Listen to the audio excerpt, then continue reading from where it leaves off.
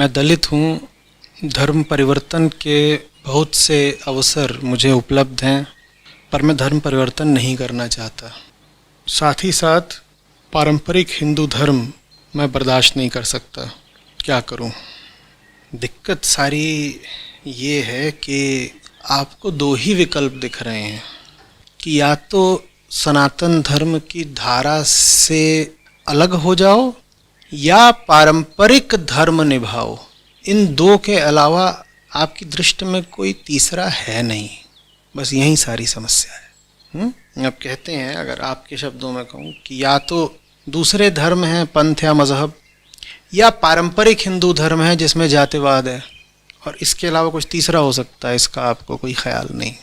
वास्तव में हिंदू धर्म को तो हम जाति से बिल्कुल जोड़ कर ही देखते हैं, जैसे हिंदू धर्म के केंद्र में जाति बैठी है। ऐसा नहीं है भाई, बिल्कुल भी नहीं है।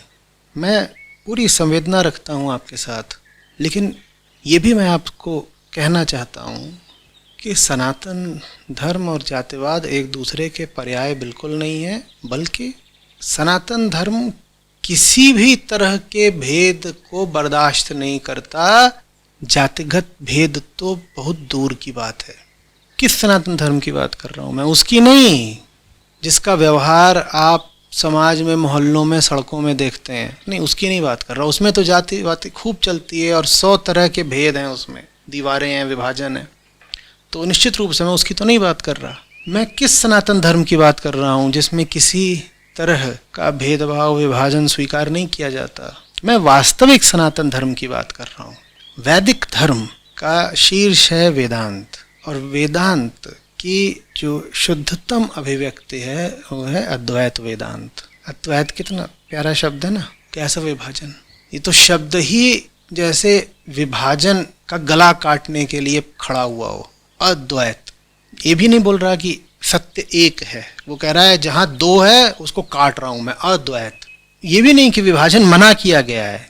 पता है कि विभाजन तो होगा, क्योंकि इंसान की फितरत ही ऐसी होती है, हमारी जन्मजात वृत्ति ही ऐसी होती है कि हम 100 तरह की ऊंच नीच वगैरह बनाएंगे ही बनाएंगे। ये अच्छा, ये बुरा, ये बढ़िया, ये गलत, ऐसा वैसा। उन्हीं सब चीज़ों को काटने के लिए है अद्वैत।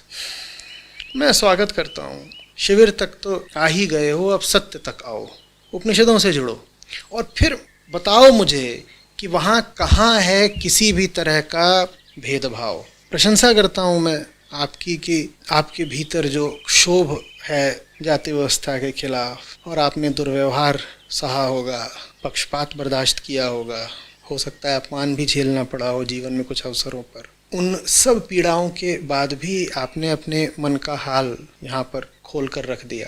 जीवन में जो कुछ चल रहा है आपने साफ साफ बताया। मैं आपकी प्रशंसा भी करता हूँ और अब आपको आमंत्रण देता हूँ कि आगे बढ़िए और उपनिषदों में प्रवेश करिए।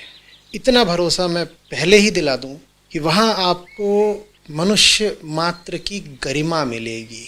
न ऊंच नीच, न भेदभाव, न छुआछूत, न किसी तरह की दीवार, न विभाजन। जितने विभाजन हैं वही तो मिथ्या है। अभी कल हम निरालंब उपनिषद का पाठ कर रहे थे और शिष्य ने पूछा ऋषि से कि जाति क्या है, और ऋषि कहते हैं किसकी जाति? ये तो हम बाद में बताएंगे जाति माने क्या। पहले पूछते हैं जाति किसकी, फंसा दिया उसको, लड़के को। ठीक, ऐसा नहीं है श्लोक, पर उसका जो मर्म है वो बता रहा हूँ। तो पूछते हैं शरीर की होती है जाति क्या? शरीर की तो जाति क्या होगी, शरीर तो पदार्थ है, पदार्थ की क्या जाति होती है? ये है, ये इसके भीतर चाय। ठीक है, बता दूं क्योंकि बहुत लोगों को बड़ी इसी में उत्सुकता रहती है, क्या पीते हो? चाय पी। तो ये चाय, इसमें क्या है? इसमें अणु है, अणु। ठीक, ये क्या है? ये एक इलेक्ट्रॉनिक डिवाइस है। इसमें भी क्या है? इसमें भी अणु है। ये क्या है? कागज है। ये क्या है? खाल है। इन सब में क्या है? ये पदार्थ है। इनकी क्या जात हो सकती है? इनका तो तथ्य एक है, ठीक है ना? इनका तथ्य है अणु, परमाणु। उसके और नीचे अगर चले जाओगे तो क्वार्क्स, वेव्स, और छोटे छोटे होते हैं सब एटॉमिक पार्टिकल्स। ये सब मिलेंगे। वहाँ जाति क्या हो सकती? कौन ऊंचा कौन नीचा? उसमें तो जितना नीचे जाते जाओगे वो जो भी चीज़ है वो और टूटती जाएगी और एकदम फंडामेंटल पार्टिकल्स उसमें निकलते जाते हैं। बताओ जात कहाँ आएगी? तो ऋषि कहते हैं शरीर की तो कोई जात होती नहीं, खून की जात नहीं होती। खून की जात होती तो ब्लड बैंक में अलग अलग जातियों के अलग अलग खून रखे होते भाई, और गलत जाति का खून गलत जाति को चढ़ जाता तो मौत हो जाती। जैसे RH+ RH- होता है, या फलाना होता है B पॉजिटिव, और ये सब होता है ना। इसमें अगर ये होती हैं जातियाँ, ये होती हैं कि भाई जैसे हमको पता है कि आम तौर पर अब कार्बन का रिएक्शन सीधे सीधे आयरन से नहीं होगा, ऑक्सीजन का हो जाएगा आयरन से। इसी तरीके से फलाने आदमी को फलाना ही खून चढ़ेगा। लेकिन वो जो खून चढ़ता है वो इस हिसाब से नहीं चढ़ता कि ब्राह्मण का खून है, कि वैश्य का खून है, कि दलित का खून है। वो तो बिल्कुल दूसरे ही आधारों पर चढ़ता है। तो पदार्थ की ऐसी प्रकृति है। ऋषि कहते हैं पदार्थ की तो माने शरीर की तो होती नहीं जाती। इसी तरीके से आत्मा की क्या जाति होगी, क्योंकि आत्मा तो अजात है। जाति का तो मतलब ये है कि जो चीज़ जन्म के साथ आए। जात माने जिसने जन्म लिया हो, और आत्मा क्या है, अजात है। जाति तो वो चीज़ है जन्म के साथ आती है, आत्मा तो अजात है, जैसे अमर है और अजात है, दो बातें। तो कहते हैं किसकी जाति, फिर कहते हैं तो प्रकट सी बात है ना, ये तुम्हारे व्यवहार में प्रयुक्त प्रकल्पना मात्र है जाति। इसी तरीके से अन्यत्र भी अनेक जगहों पर ऋषि जाति वगैरह का पूर्ण खंडन करते हैं। वो न भी खंडन करें तो भी उपनिषदों की पूरी धारा ही तुमको बता रही है कि आत्मा हो तुम, देह नहीं, मन नहीं, भाव नहीं, प्राण नहीं, इंद्रियां नहीं, अहम नहीं, आत्मा मात्र हो तुम। आचार्य शंकर ने निर्वाण षटकम कहा। उसमें देखना जरा कि तुम्हारी किन किन पहचानों को नकारा गया है। उतनी पहचानों को नकारने के बाद जात बची रह जाएगी क्या? न तुम पंचभूत हो, न तुम पंचकोश हो, न तुम ज्ञानेंद्रियां हो, न तुम कर्मेंद्रियां हो, न तुम स्त्री हो, न तुम पुरुष हो, तो कौन जात के हो? बस जाति बची कहाँ? और इतनी तीव्रता से इतिहास का न जाने क्या खेल, कैसी विडंबना कि इतनी तीव्रता से जिस धर्म ने सब भेदों को नकारा, उसी धर्म में जाति प्रथा इतनी गहराई से घुसपैठ कर गई। माया का खेल है भयानक। जहाँ ये कहा गया कि किसी भी तरह का कोई भी भेद सत्य नहीं हो सकता, क्योंकि सत्य क्या है? अखंड, अकाट्य, अभेद। जब सत्य अभेद है तो भेदों का सत्य में क्या स्थान? भेद अगर तुम कहीं खड़े कर रहे हो तो वो चीज़ मिथ्या ही होगी, झूठ होगी। जो चीज़ झूठ है उसको क्या मूल्य, क्या सम्मान?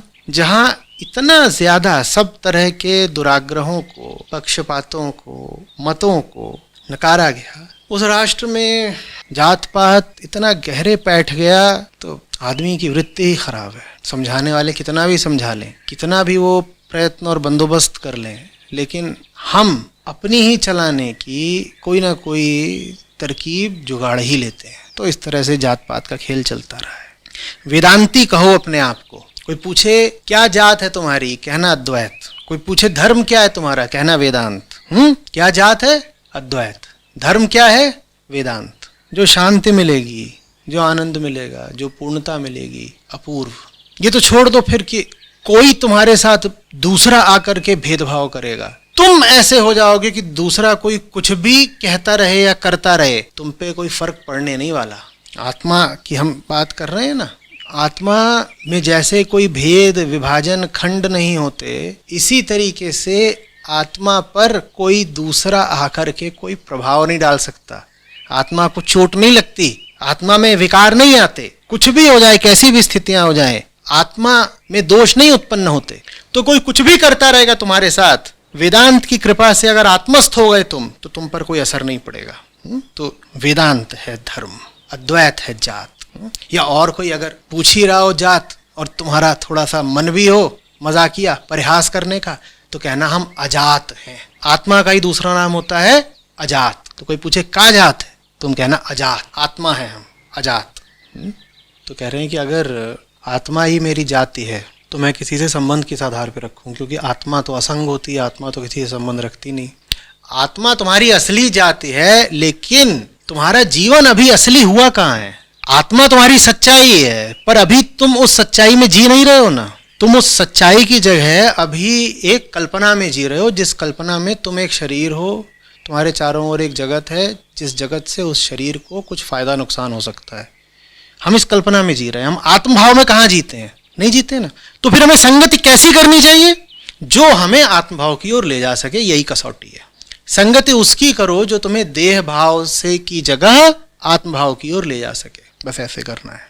आत्मा असंग होती है, लेकिन तुम अभी आत्मा तो नहीं। आत्मा तुम्हारे लिए थोड़ी दूर की कौड़ी है। आत्मा संभावना है, और शरीर और जो तुम्हारी मान्यताएं कल्पनाएं हैं वो तुम्हारा यथार्थ है। तुम्हें अपने इस झूठे यथार्थ से अपनी सच्ची संभावना की ओर जाना है। जो तुम्हें ले जा सके उसकी संगति कर लो, ये कसौटी है।